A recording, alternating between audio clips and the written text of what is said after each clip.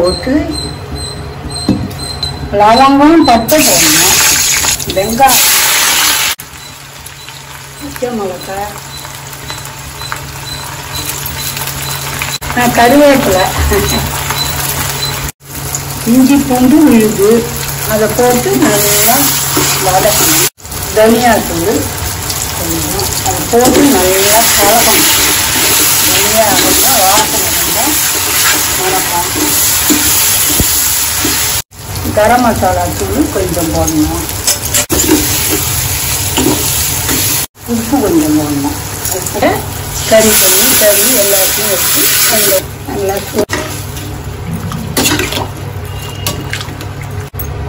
மூடி போட்டால் கொச்சி. பாண்டிச்சேரி பிரியாணி அந்த குழம்ப ஊற்றி அப்படியே அந்த குழம்ப ஊற்றி கிண்டணும்.